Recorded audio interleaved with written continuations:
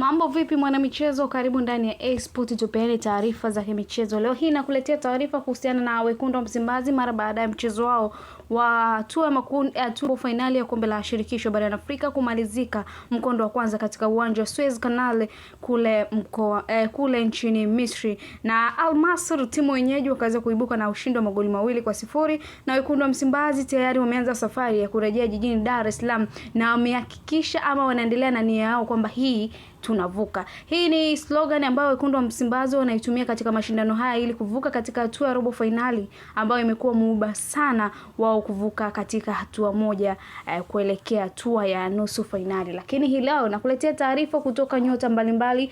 Kwanza nitamwanza striker Leonie Christian Ateba, mshambuliaji nambari 1 ndani ya kikosi cha wekundu wa Msimbazi.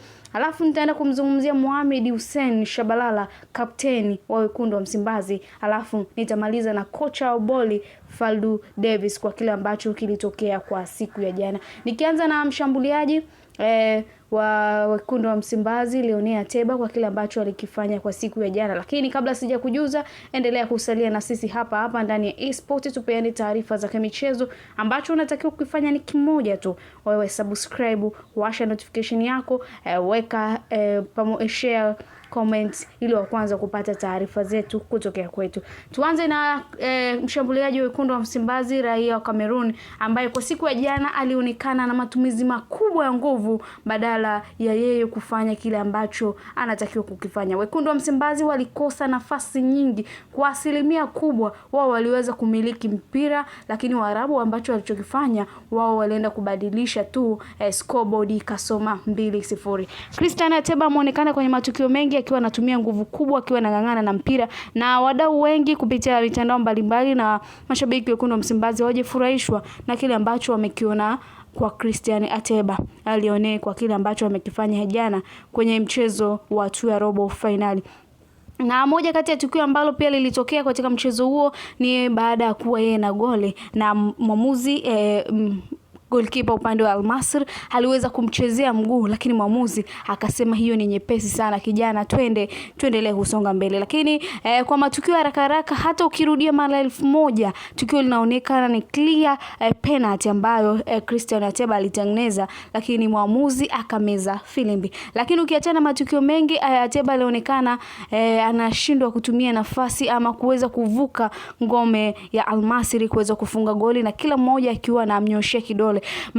Mpira wa miguu na matokeo mbalimbali, lakini moja kati ya tukio katika mpira wa miguu ni kufunga goli. Ndio kitu pekee ambacho kinafanyika. Cheza sana, pasiana, rusha mpira juu, magolikipa ruka sana, lakini tukio la mwisho ambalo limewakusanyisha watu na ambalo linaweza kubadilisha matokeo ni kwenye upande wa kufunga goli. Lakini ikiweza kufanyika hivyo, nafasi zilitengenezwa sana na kina Mpanzu, Mohamed Hussein, Shomari Kapombe, Yusuf Kagoma, walipitisha sana pasi, lakini walishindwa kuvuka ngome ya mpinzani. Lakini turejee kwa kapteni Mohamed Hussein, mara baada ya tukio lile kutokea hakuenda kushinikiza kwa mwamuzi wa kati ili aweze kuonesha kwamba lile tukalitazama kwenye VAR. Tukumbuke katika hatua hizi za hatua hizi za robo finali mpaka finali, video assistant nikimaanisha VAR zipo uwanjani kwa ajili ya kusaidia matukio tata kama yale. Alitakiwa Mohamed Hussein aende pale akashinikize ili mwamuzi aweze kutoa katika aweze kwenda kurudia na kutazama nini ambacho kimerejea. Lakini hii sio mara ya kwanza tu.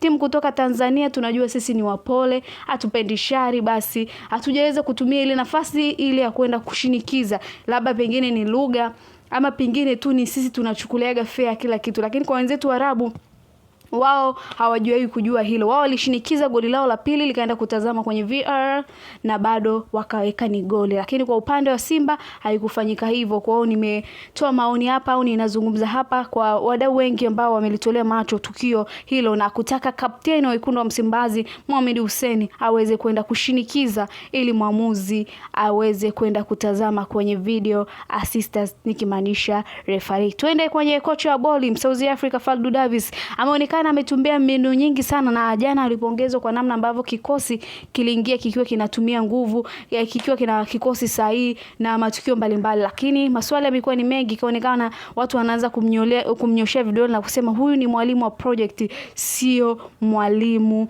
wa kutafuta matokeo ama kuenda kupata vikombe. Wanaona kama ni mwalimu wa project, na tumbuku ni mwamuzi aende kutazama nini ambacho kimetokea. Lakini kwa upande wa Lionel Ateba anabidi abadilike, amekuwa butu sana, inabidi aongeze jitihada kwenye kuface goal. Mimi ni Binti Paul Imelda Po, na wewe tuandikie maoni yako kupitia hapo.